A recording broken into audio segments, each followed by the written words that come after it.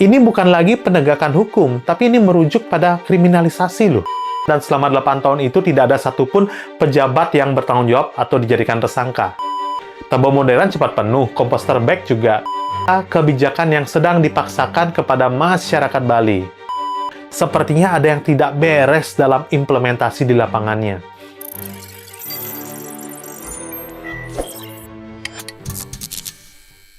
Setiap hari kita hasilkan, tapi penyelesaiannya rumit di Bali. Apa itu? Tentu saja sampah. Bukan sekedar sampah yang terlihat di jalan aja, tapi cara berpikir para penguasa yang, gitulah ya. Kenapa seperti itu ya? Karena seharusnya semua bisa tangani dari jauh-jauh hari, dengan uang yang dimiliki, dengan kekuasaan yang ada, apalagi ada undang-undangnya. Tapi kenapa semua ini dilempar ke masyarakat? Isi ancaman hukuman lagi. Emang bener ya gitu caranya? Seperti lagu Iwan Fals, mari kita bongkar. Semua ini dimulai dari TPA Suwung, TPA Regional Sarbagita Suwung, tempat pembuangan sampah terbesar di Bali, akhirnya ditutup. Dan keputusan ini diambil karena metode open dumping yang diterapkan selama puluhan tahun itu telah melanggar hukum pidana sejak 2018 dan menimbulkan pencemaran lingkungan yang serius. Pertanyaan pertama, kalau sudah melanggar hukum pidana sejak 2018, kenapa baru ditutup sekarang? 8 tahun kita membiarkan TPA itu mencemari lingkungan dan selama 8 tahun itu tidak ada satupun pejabat yang bertanggung jawab atau dijadikan tersangka. Menteri Lingkungan Hidup melakukan penyelidikan terhadap DKLH Bali, DLHK Denpasar, DLHK Badung karena melanggar Undang-Undang Nomor 18 Tahun 2008 dan Perda Provinsi Bali Nomor 5 Tahun 2011. Pelanggaran tersebut seharusnya dikenakan sanksi pidana. Namun, Gubernur Bali Wayan Koster memohon kepada Menteri Lingkungan Hidup agar tidak melakukan proses hukum pidana terhadap para pejabat-pejabat tersebut. Menarik ya? Pejabat yang telah mencemari lingkungan selama bertahun-tahun lewat TPA Suwung itu bisa memohon agar tidak dipidana. Dan permohonan itu dikabulkan. Menteri Lingkungan Hidup kemudian mengeluarkan keputusan nomor 921 tahun 2025 yang hanya menerapkan sanksi administrasi berupa paksaan pemerintah untuk menghentikan pengelolaan sampah sistem open dumping paling lambat 23 Desember 2025 lalu. Tapi sekarang ketika masyarakat biasa itu membakar sampah karena nggak ada pilihan lain, malah diberikan ancaman hukuman dan tipiring. Negara yang adil seharusnya tidak bermuka dua seperti ini dong ya.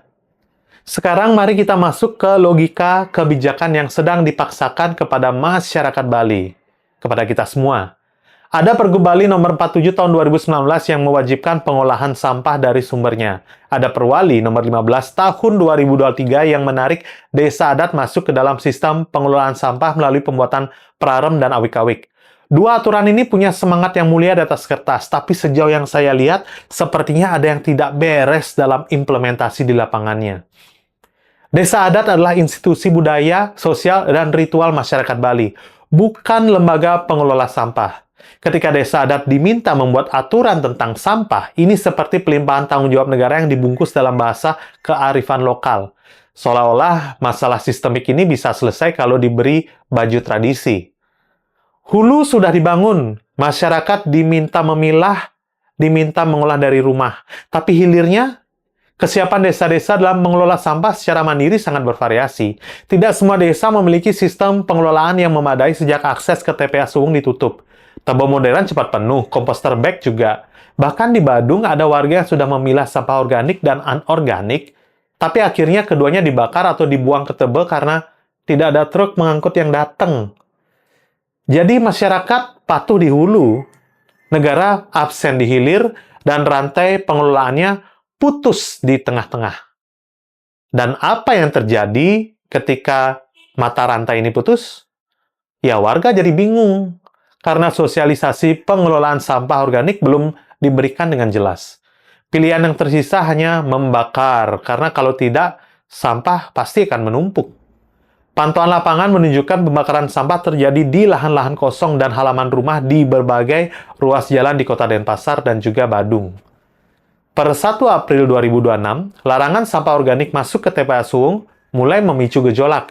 Ratusan truk mengangkut sampah mengantre mengular hingga menginap di sekitar lokasi akibat ketidaksiapan sistem transisi. Para sopir yang sudah bertahun-tahun bekerja mengangkut sampah tiba-tiba tidak tahu harus pergi kemana. Sistem baru belum siap, sistem lama udah ditutup. Dan di sela-sela itu, masyarakat yang menanggung konsekuensinya. Lalu, Apa respons dari pemerintah? Satpol PP Kabupaten Kota menyiapkan operasi tipiring bagi siapa saja yang melanggar ketentuan pengelolaan sampah. Kabupaten Badung bahkan mulai memberlakukan sanksi tipiring sejak awal April 2026 ini, mengacu pada Perda Nomor 7 Tahun 2013 yang memungkinkan denda maksimal 50 juta rupiah atau kurungan 3 bulan bagi siapapun yang membuang sampah sembarangan. Di awal April 2026 juga, Satpol PP Denpasar telah menjaring 21 pelanggar, 4 orang karena pembakaran sampah dan 17 orang karena membuang sampah sembarangan. 12 diantaranya sudah disidang tipiring. 12 orang disidang, bukan karena berniat jahat, tapi karena mereka tidak punya tempat lagi, tidak punya solusi lagi untuk membuang sampah rumah tangganya sendiri. Yang sebenarnya negara itu wajib hadir dalam penanggulangannya sesuai instruksi undang-undang. Ini bukan lagi penegakan hukum, tapi ini merujuk pada kriminalisasi loh. Selanjutnya, kita bicara soal uang, poin yang ternyata tidak kalah menyakitkan. Pungutan wisatawan asing sebesar Rp150.000 per kepala diberlakukan sejak 14 Februari 2024. Salah satu prioritas utama penggunaannya secara eksplisit itu penanganan persoalan sampah. Realisasi penerimaan PWA pada tahun 2024 tercatat mencapai 318 miliar rupiah dari wisatawan yang datang menikmati keindahan Bali. Dan keindahannya itu sekarang sedang dirusak oleh sampah-sampah yang nggak terkelola. Dan juga trotoar rusak, dan juga jalanan bolong, dan yang lain-lain. Oke, lalu berapa yang dialokasikan untuk sampah?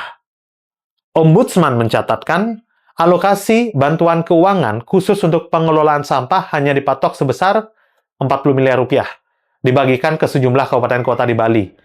Sementara anggaran perlindungan budaya melonjak dari 107 miliar pada 2024 menjadi 218 miliar pada 2025.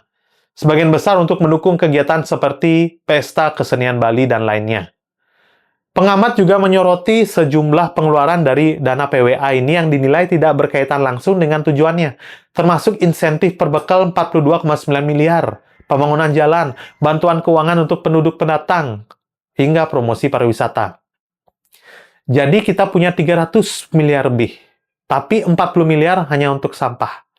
200 miliar lainnya untuk perayaan budaya, sisanya tersebar kemana-mana yang kita nggak tahu ya.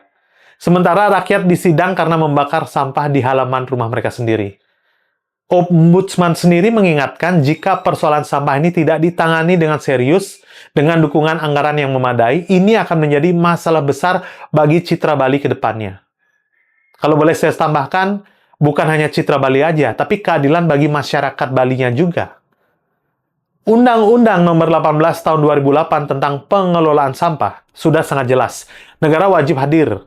PP Nomor 81 Tahun 2012 dan Perda Bali Nomor 5 Tahun 2011 menegaskan bahwa pemerintah daerah itu bertanggung jawab dalam membangun sistem, menyediakan fasilitas, dan memberikan insentif. Bukan sekedar membuat aturan, lalu menyerahkan bebannya ke bawah. Tapi yang masyarakat lihat justru sebaliknya nih. Gubernur sendiri pernah berkata, sampah dibikin sendiri, selesaikan sendiri. Jangan sampai sampah dibikin sendiri, orang lain suruh ngurus. Pernyataannya mantap dan meyakinkan dari seorang kepala daerah kepada rakyatnya. Kepada rakyat yang membutuhkan bantuannya. Dalam negara demokrasi, pejabat publik itu bukan raja. Mereka adalah pelayan yang mendapatkan mandat. Dan mandat itu berasal dari rakyat. Setiap rupiah dalam APBD, termasuk 300 miliar dari pungutan asing itu, adalah uang rakyat yang dititipkan untuk dikelola dengan benar. Ketika pejabat berbicara pada rakyat dengan nada, selesaikan sendiri. Mereka melupakan siapa sesungguhnya bos mereka. Apalagi sampai menyiapkan langkah hukum untuk permasalahan yang tidak bisa mereka selesaikan. Agar kita lebih tahu hak kita di negara ini, silakan search link.id/monverna. Ada buku Dekonstruksi Budaya Politik Indonesia, buku terbaru saya dalam bentuk digital yang siapa tahu bisa memberikan insight tentang hak dan kewajiban negara pada kita juga, kepada kita masyarakat, agar kita semua bisa menjadi lebih sejahtera. Nah, kemudian, dari berbagai macam permasalahan ini, seperti apa seharusnya penyelesaiannya? Yuk, kita langsung bicara tentang hal-hal yang konkret dan sudah terbukti berhasil di banyak tempat di dunia terkait masalah sampah dan kawan-kawannya ini. Yang pertama, negara harus hadir dengan sistem yang lengkap. Bukan hanya nutup TPA aja, tanpa memastikan penggantinya siap. Sistem dibuat dengan presisi dan serapan anggaran yang juga tepat. Hulu di masyarakat ini udah baik, mari eksekusi tengahnya dan hilirnya dari negara itu sendiri. Kedua, alokasikan dana retribusi secara jujur dan transparan. Jika 300 miliar lebih masuk dalam setiap tahun dari pungutan wisatawan yang secara eksplisit ditujukan untuk lingkungan dan sampah, maka minimal separuhnya harus benar-benar masuk ke infrastruktur pengelolaan sampah. Bukan ke perayaan, bukan ke jalan yang tidak relevan, bukan ke pos-pos yang tidak bisa dipertanggungjawabkan kepada rakyat. Yang ketiga, beri izin dan fasilitasi sistem swakelola yang sudah ada. Banyak kok komunitas di Bali yang sudah berupaya mengolah sampahnya secara mandiri, tapi mereka terhambat karena tidak punya izin pembuangan residu. Negara harus hadir bukan untuk menghukum inisiatif-inisiatif ini, tetapi untuk melegalkan dan mendukung dengan penuh fasilitas yang memadai. Keempat, edukasi sebelum sanksi. Nah ini, pemerintah daerah harus memberikan pendampingan teknis, memastikan warga benar-benar memahami cara pemilihan sampah, dan menyediakan fasilitas pengolahan dasar hingga hilir. Bukan langsung menggelar operasi tipiring sebelum sistem penggantinya siap. Hukum yang adil hanya bisa ditegakkan setelah sistem yang adil juga dibangun. Jangan dibalik logikanya. Dan yang kelima, gandeng masyarakat sebagai mitra, bukan sebagai objek regulasi. Bali punya modal sosial yang luar biasa. Ada Banjar, ada Desa Adat, ada Sekel. Tapi modal ini hanya akan bergerak dengan baik kalau pemerintah datang sebagai mitra yang menyediakan sumber daya, bukan sebagai penguasa yang melempar tanggung jawab sambil mengancam dengan hukuman. Apalagi melebeli dengan peraturan-peraturan yang bersifat mengikat, yang padahal itu bukan tugas mereka. Bali menghasilkan ton-ton sampah setiap tahunnya, sebagian besar dari pariwisata yang menghidupi perekonomiannya. Kita tidak bisa terus berpura-pura bahwa ini hanya masalah kesadaran masyarakat. Negara juga punya andil, dan negara yang absen dalam tugasnya tapi hadir untuk menghukum, bukan negara yang sedang menjalankan amanat konstitusinya. Apalagi di Indonesia ini. Masyarakat Bali tidak butuh lebih banyak peraturan, kami butuh lebih banyak solusi. Dan sekali lagi, kami tidak butuh ancaman. Saya Bligong Yuda, dan inilah sesi Tukar Pikiran.